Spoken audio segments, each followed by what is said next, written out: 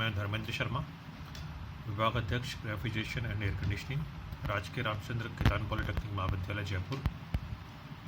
आज subject code MR 308 refrigeration design and drawing के chapter number 2 जो कि रेफ्रिजरेटिंग पाइपिंग के ऊपर आधारित है, उसके कुछ मल्टी चॉइस क्वेश्चंस के बारे में वार्ता करूँगा।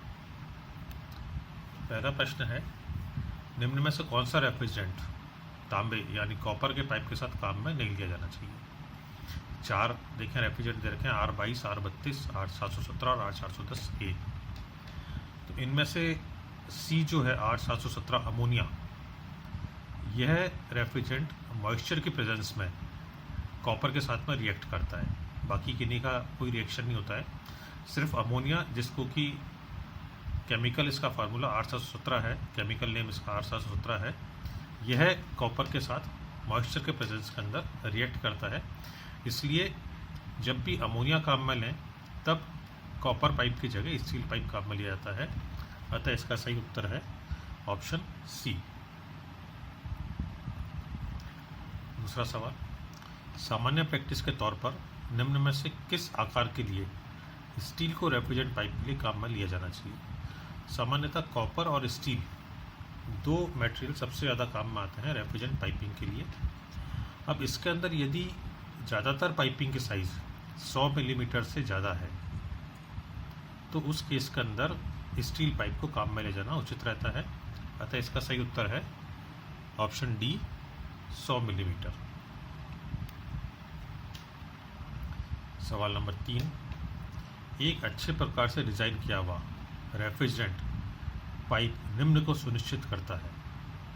अगर आपकी डिज़ाइनिंग प्रॉपर है तो रेफ्रिजरेंट पाइप इनमें से किन किन चीज़ को एंश्योर करेगा? 4 ऑप्शन दे रखे हैं।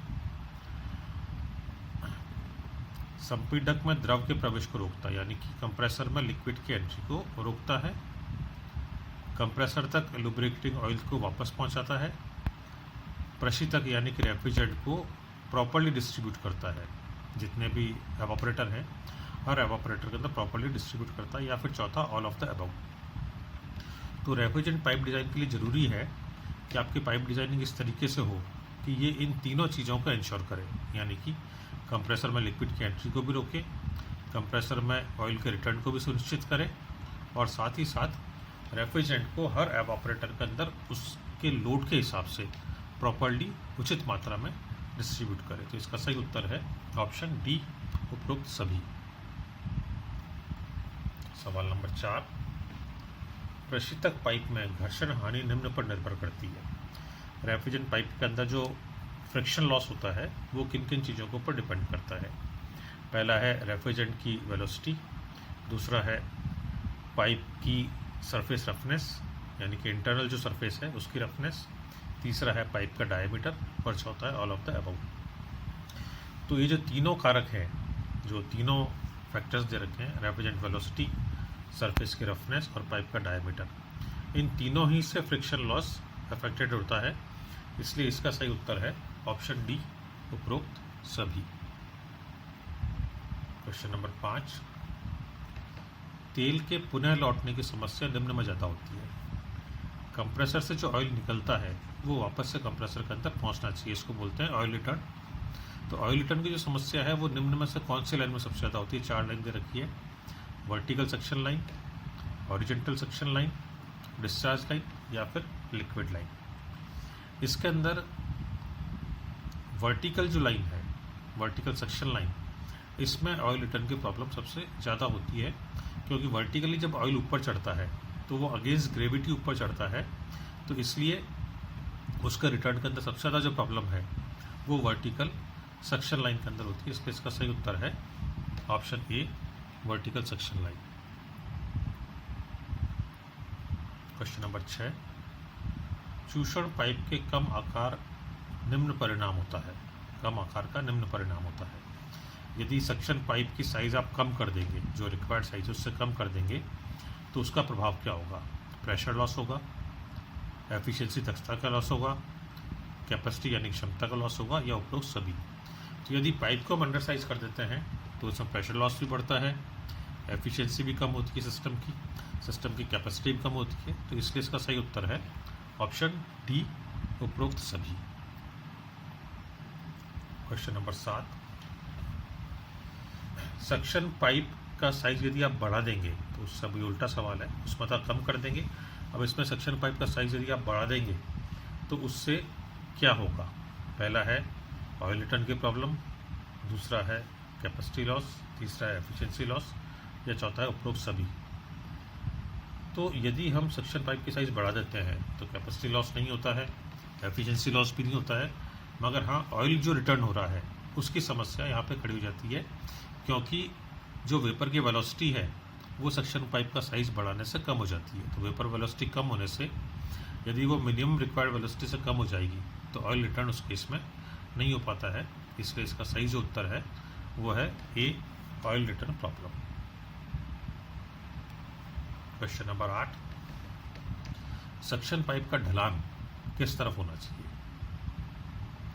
अब ऑपरेटर की तरफ, कंप्रेसर की तरफ, कहीं भी नहीं, या उपरोक्त सभी। तो रेफ्रिजरेशन साइकिल यदि आप देखें तो एवापोरेटर से रेफ्रिजरेंट आ रहा है कंप्रेसर के अंदर, और ऑयल भी हमारे को वापस से पहुंचाना है कंप्रेसर के अंदर। इसलिए जो ढलान है वो ढलान सक्शन पाइप का होना चाहिए कंप्रेसर की तरफ, टूवर्ड्स कंप्रेसर। तो जो ऑयल है वो ऑयल ग्रेविटी के द्वारा भी, जो भी हॉरिजॉन्टल लाइन है उस हॉरिजॉन्टल लाइन में ग्रेविटी के द्वारा जो लुब्रिकेटिंग ऑयल है वो वापस कंप्रेसर तक पहुंच जाएगा। इसलिए इसका सही उत्तर है ऑप्शन बी, टूवर्ड्स कंप्रेसर।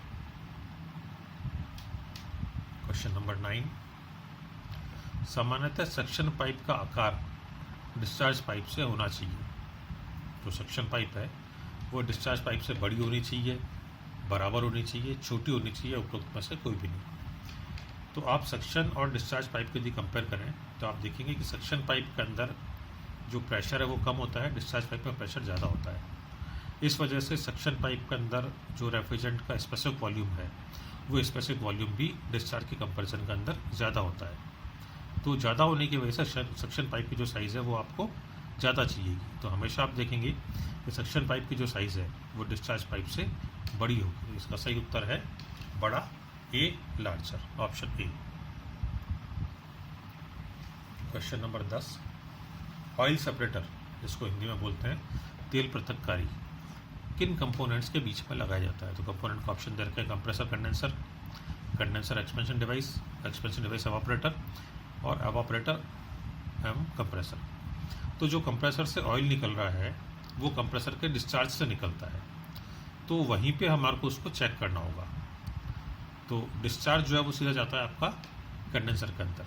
तो इसके जो ऑयल सेपरेटर लगेगा वो लगेगा कंप्रेसर और कंडेंसर के बीच में। यानी कि जैसे ही कंप्रेसर से ऑयल निकला वो सबसे पहले ऑयल सेपरेटर में जाएगा, जहाँ की उसको सेपरेट करके वापस से कंप्रेसर में भेज दिया जाएगा।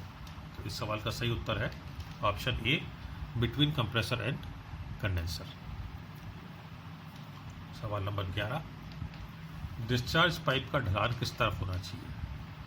कंडेंसर की तरफ, कंप्रेसर की तरफ, कहीं भी नहीं, या उपरोक्त सभी। तो एक बार यदि कंप्रेसर से ऑयल निकल गया और आपने ऑयल सेपरेटर उसको नहीं लगाया हुआ है तो फिर ये पूरे साइकिल को कंप्लीट करके वापस से एवापोरेटर से सक्शन लाइन से होता हुआ कंप्रेसर में आना चाहिए। तो इस केस में डिस्चार्ज पाइप का जो ढलान है वो हमारे को रखना पड़ेगा कंडेंसर की तरफ, जिससे कि कंप्रेसर से जो ऑयल निकला वो कंडेंसर में जाए, कंडेंसर से आगे एक्सपेंशन डिब्बा में जाए, एक्सपेंशन से एवापोरेटर में जाए, और एवापोरेटर से वापस लौटता हुआ कंप्रेसर के अंदर आ जाए। तो इसका सही उत्तर है टूवर्ड्स कंडेंसर, द्रवनित्र की तरफ, ऑप्शन ए।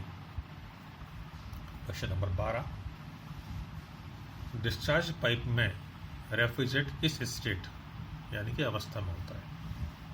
कंप्रेसर से जब रेफ्रिजरेंट बाहर निकल रहा है तो उसकी अवस्था, उसकी स्टेट क्या होती है? लिक्विड होता है, वेपर होता है, लिक्विड या वेपर का मिक्सचर होता है, या उपरोक्त में से कोई नहीं। तो आपको मालूम होगा जैसे कि एवापोरेटर से जो रेफ्रिजरेंट कंप्रेसर में जाता है वो वेपर स्टेट में जाता है, लो प्रेशर और लो टेम्परेचर की वेपर। कंप्रेसर इसको हाई प्रेशर और हाई टेम्परेचर की वेपर में कन्वर्ट करने का काम करता है। तो कंप्रेसर से जो रेफ्रिजरेंट निकलेगा वो हमेशा आपके वेपर स्टेट के अंदर ही होगा। तो इसका सही उत्तर है ऑप्शन बी वाष्प अवस्था।